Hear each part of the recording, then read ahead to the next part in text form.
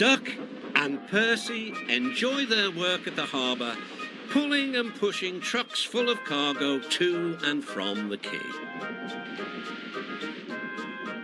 But one morning, the engines were exhausted.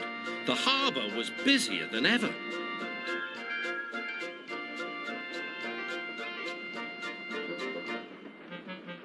The Fat Controller promised that another engine would be found to help them.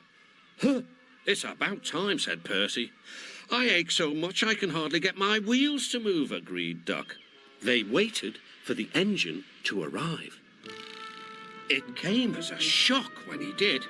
"Good morning," squirmed Diesel in his oily voice. The two engines had not worked with Diesel for a long time. "What are you doing here?" gasped Duck.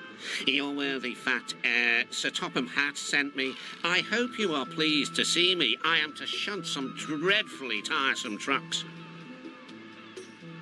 "Shunt where?" said Percy suspiciously. "Where? Why, from here to there," purred Diesel, "and again from there to here. Easy, isn't it?" With that, Diesel, as if to make himself quite clear, bumped some trucks hard. "Woo!" screamed the trucks. "Grrr!" growled Diesel. Percy and Duck were horrified. They did not trust Diesel at all. They refused to work and would not leave their shed. The Fat Controller was enjoying his tea and ice bun when the telephone rang. "So there's trouble in the harbour yard? I'll be there right away." Diesel was working loudly and alone. Cargo lay on the quay.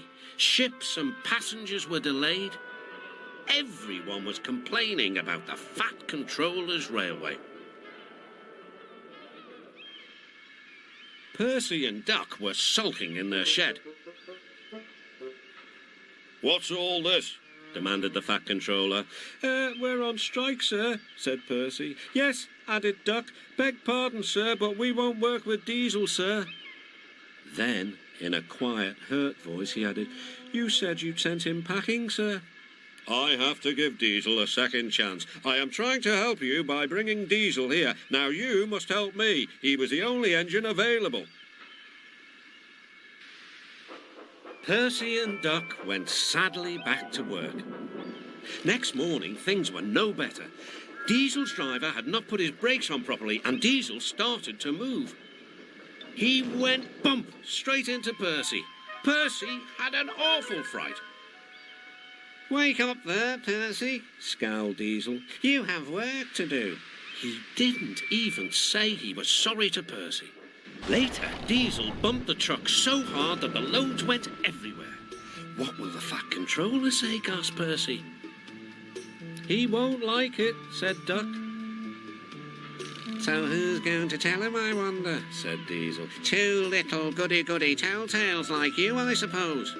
Percy and Duck did not want to be telltales, so they said nothing. Diesel, thinking he could get away with his bad behaviour, was ruder than ever. Next day, he was shunting trucks full of china clay. He banged the trucks hard into the buffers, but the buffers weren't secure. The silly trucks were sunk. Soon, the Fat Controller heard the news. The trucks were hoisted safely from the sea, but the clay was lost. The Fat Controller spoke severely to Diesel. "Things worked much better here before you arrived. I shall not be inviting you back. Now, Duck and Percy, I hope you won't mind having to handle the work by yourselves again." "Oh, no, sir. Yes, please, sir," replied the engines. Whistling cheerfully, they puffed back to work, while Diesel sulked slowly away.